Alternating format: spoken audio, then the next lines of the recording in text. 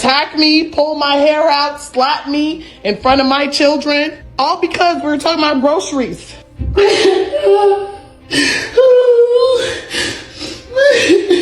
And now you want to be all calm? Let's talk about the bald spot in my head from my hair that you just pulled out. Yeah, look at it. Yelling and screaming. I have a right to yell. It's better than hitting people. Did I hit anybody? Yelling around the kids. Did I hit anybody? Discussion that you know you're going to provoke yourself to get angry. How did I know you weren't going to apologize for ripping my hair out of my fucking head? Did I rip your hair out? Did I hit you, Johnny?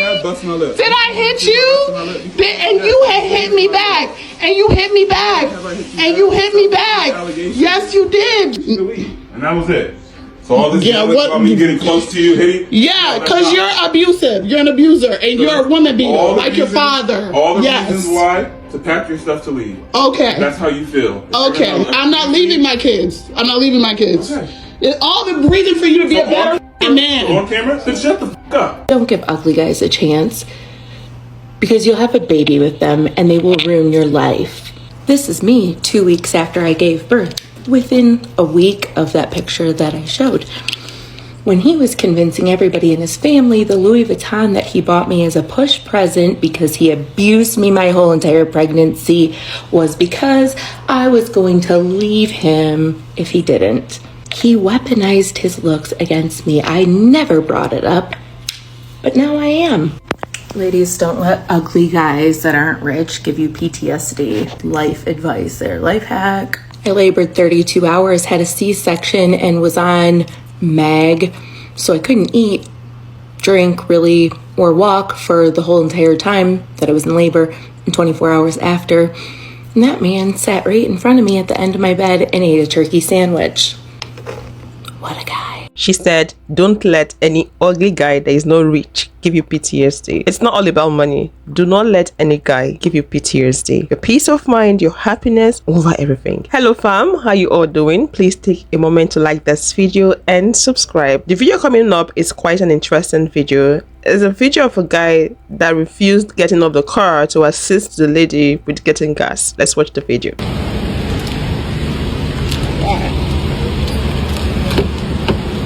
You're not gonna get out and pump the gas?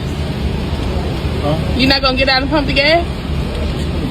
You're not gonna get out and pump the gas? I just paid for the gas. You're not gonna get out and pump it? I didn't know. Pump the gas. What you mean you didn't know? This ain't my car. Oh, okay. This ain't my car. Get out and pump the gas. I at least pay for the gas. That don't make no sense. It's not my car though. Like, what you in my car. Okay. Get out and pump the gas. I'm confused. I don't know what you're talking about. What you mean? See, this is where I'm in this with. You can't even get out and pump the gas. Just trifling. How's that trifling though? You know it's trifling. Get out and pump the gas. I don't understand why you so mad about me not pumping the gas. I'm mad because you a man. Like, at least pump the gas. It's not my car though. Like, this is your car. But you in my car. This is your car though. That's what I'm telling you. This is your car. Okay, so you don't think that it's cool for you to at least get out and pump the gas after I paid for it? Okay, it's your car though. If this is my car, I would gladly. Do it matter whose car it is? Yes, it do matter. I understand if you was in the car with another dude, but you in the car with me. Okay. That's how you rocking? What you mean that's how you rocking? You act like you my wife or something. Like, what you talking about? Okay. Like you my wife or something? Like, damn. Like, I gotta be your wife for you to pump the gas. Because it's not my car. This is your car. Okay. You already went to go pay for the gas. Well, I gotta get all the way out to pump the gas. This is sad. It's sad. Sad. This is sad. Get out and pump the gas. I'm not getting out and pump the gas. It's not my car.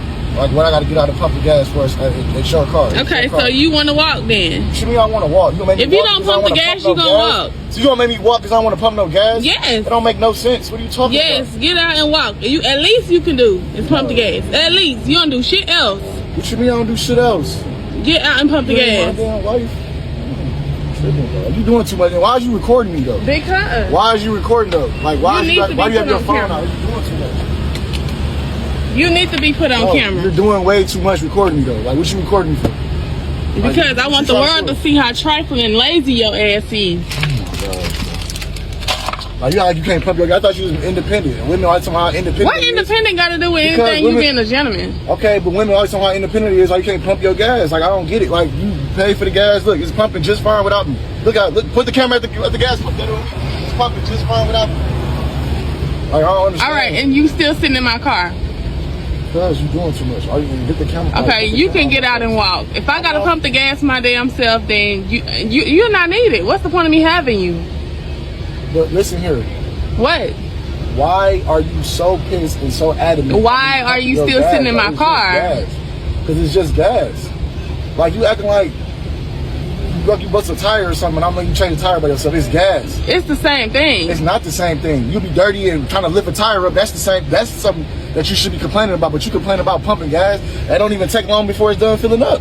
Okay. Like, I don't confuse. Then you gonna try to keep me out your car. Okay. Yeah, you gonna have to get out. I'm not gonna get out your car, bro. You have to get I live 20 miles away. You think I'm gonna get out your car? Yeah, you can call an Uber. Crazy. You got Lyft, taxi cab. You got plenty of options to get home. I'm not finna Ask one of your friends. No gas. Not over no gas. Ask one of your friends that'll allow you to sit in the car as somebody pump the gas. Yeah, if any other girl won't be complaining. You're the only woman in the world complaining about pumping gas. Right, that's the difference. In I'm your a woman. car, in your own car. This is your car. This is not my car. It does not matter. Okay. So you gonna sit in my car? Okay. See, this is what. All the time he took arguing with her, he should have been done pumping the gas. She's just trying to pass the message across. And listen to her, she did make mention that she was trying to let the world know how lazy he is. That means he has a certain character that she's not happy with. Maybe he doesn't like to assist. How can the lady drive you to the gas station, use her money to pay for the gas, and you're staying put there just on your phone, not wanting to assist? She's asking for you to assist, and you're making it seem as though she's asking for too much, or it's just gas. Why do I have to assist? Really? But you're in the car for a free ride. So men are just impossible. One of the pettiest divorces I've ever done was when the husband did not get the car he wanted. He was so mad at his wife that he came in for a divorce and said she wouldn't let me get my very expensive sports car, so I can't be with her because she doesn't believe that I should have it. So next thing you know, we're filing for divorce, and there you had it. They're done. The wife could not understand that that was the reason. She thought they were happy, and she said we couldn't afford the sports car he wanted, but he didn't care. He thought he had every right to have what he wanted, and she didn't support him. That is so crazy and very petty. That is to say that men can divorce women over anything as long as they are no longer interested in that relationship, and little things can get them distracted and make them lose interest. The next story coming up is an interesting one as well. It's about a couple that got divorced. Yeah, this man decided to leave his wife for a 19-year-old girl. Crazy. Let's hear the story. Hi, my name is Jackie. I'm 33. I'm a nurse in the ER, and I'm sitting at work about to go in, and I decided that it's time to share my story. The primary goal of sharing my story is to hopefully help somebody that's going through something similar get through it. 5 years ago, I was told by my husband that he loved me, but he wasn't in love with me, and he wanted to get a divorce. This is the man that I was with since middle school, and we had a 2.5-year-old daughter. Of course, feeling like this came out of nowhere, I asked why, and he simply said he's never been alone, and he wanted to be alone. Now, ladies, you know that feeling in your bones? I had that feeling in my bones that he was not telling the truth. I spent the next couple of weeks trying to figure out what I did wrong and why he wanted to divorce me. Oh, girl, did I find out the dirt. All of it. Stick around because it's going to get juicy. This brings me to the year before he told me, I love you, but I'm not in love with you anymore. We were camping seasonally at a campground. We had bought a brand new camper. We had a toddler. Everything was good, decent, normal. 2 years almost of marriage, going through the toddler stage. I was working full time. Things were okay. Not great, but okay. We were home that night, and I was laying on the couch, and he came into the living room and sat on the chair that the dog was on. And I thought it was funny that he sat in the most uncomfortable space but wouldn't come and lay with me on the couch. So I was like, hey, I'm here. You can come snuggle me. And he just then looked at me and said, no, I want a divorce. I love you, but I'm not in love with you. It was literally a moment in my life where time stood still. I thought I was in a dream. It was the strangest feeling. It was almost like an out-of-body experience. And I was like, wait, what? Did I just hear that correctly? He said, yeah, I want a divorce. Of course, my first question was why? What was going on that I was unaware of? And he just said that he's never been alone and he wanted to be alone. Well, obviously, if you've never been alone, you probably don't want to be alone.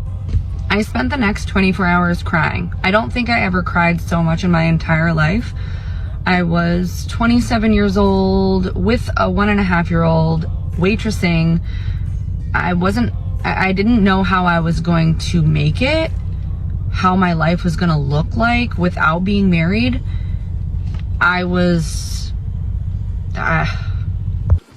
But ladies, we are capable of anything, and I will show you that over the next couple of videos. To say the next 3 weeks were difficult is an understatement. It was right around the holidays, and I really wanted to make it work up until the holidays. So just for time frame, it was the beginning of November.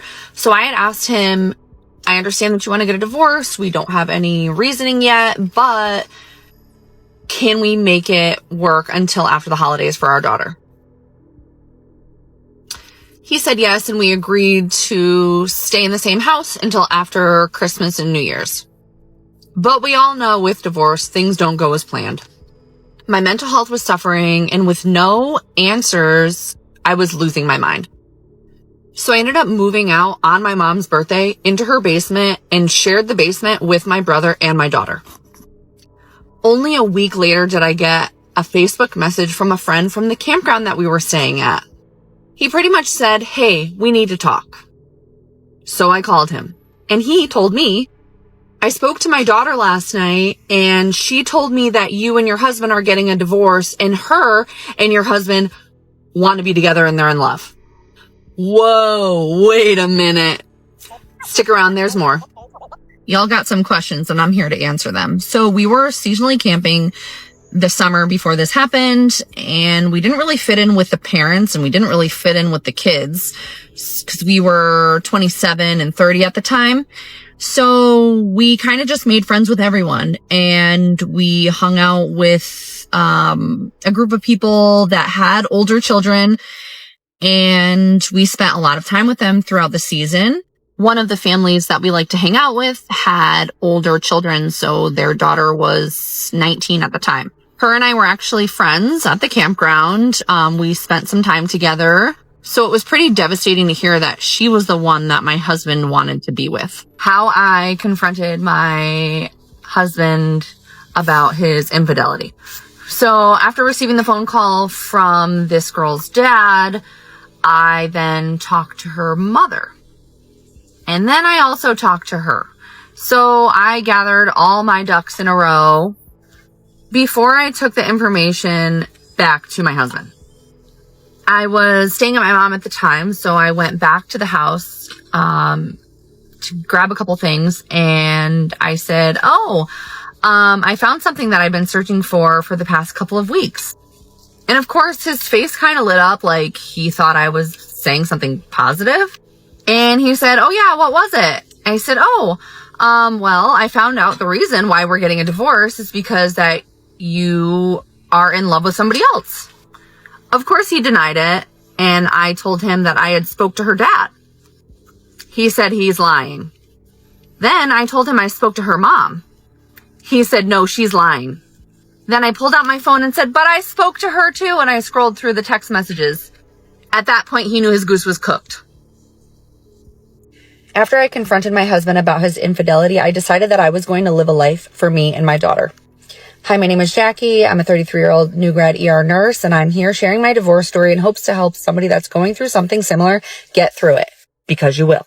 I'd say that the next year was the hardest for me. Not only did I have the feelings of being replaced, I got to actually witness it firsthand. It wasn't very long before he was fully with this girl. So during pickup and drop off, I got to see their relationship flourish, We had been talking about buying houses for years, but in that year before our divorce, we were looking at houses, and one in particular that we really loved, one of our friends owned, and they ended up renting it when they got together. It was a hard time for me. I was living in my mom's basement, waitressing, going to school full time, taking on the entire financial burden of our daughter, but I just kept pushing through. No matter what BS they handed me, I dealt with it because I knew slow and steady would win the race. I went on to get a job in the emergency department, one of the departments that I've been wanting to work at for the longest time. I got accepted into nursing school.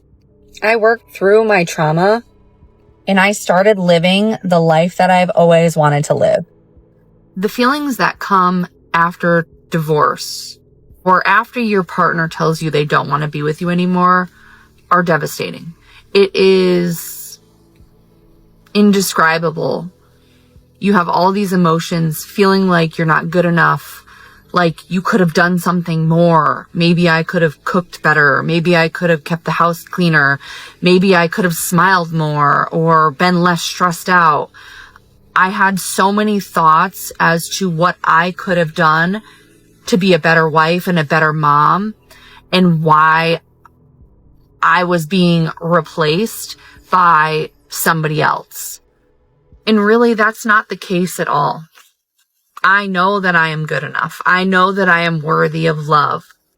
I am worthy of somebody that's going to treat me the right way. And I'm very, very lucky that I found that.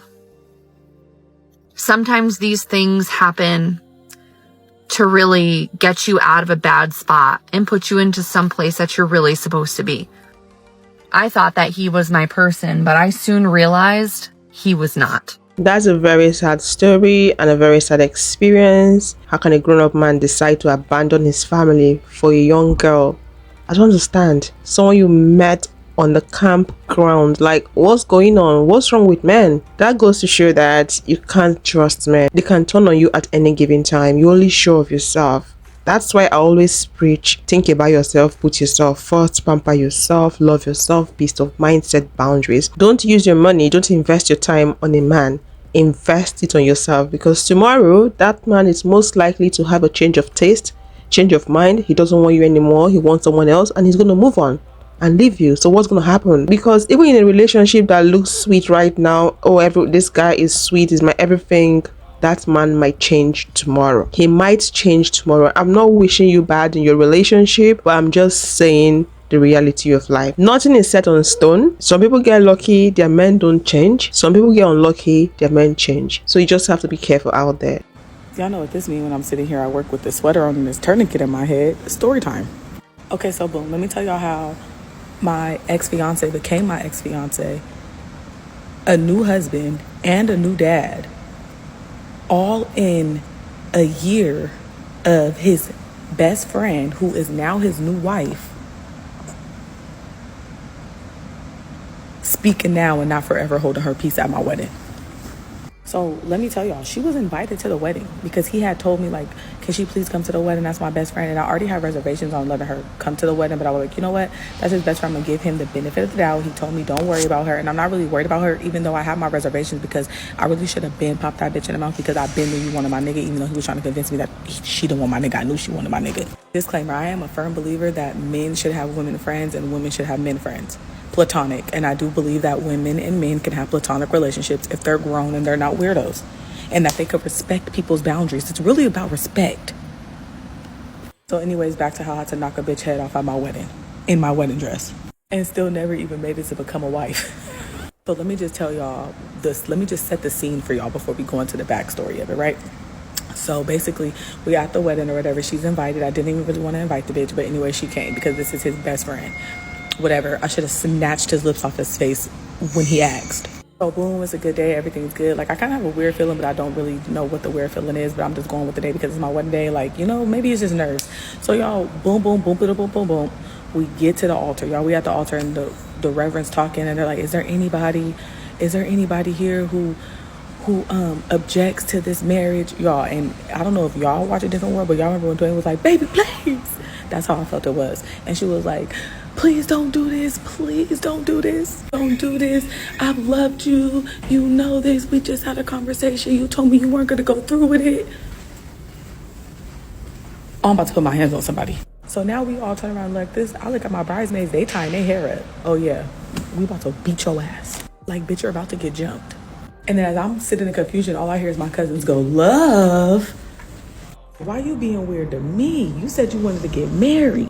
I know how many of my cousins coming. We riding at dawn. But before I let y'all know what happened and how we beat her and her cousins the fuck up, and when I say we, I mean all I could do was hit somebody with my bouquet because I had my wedding dress on and I had no motion in it, no motion.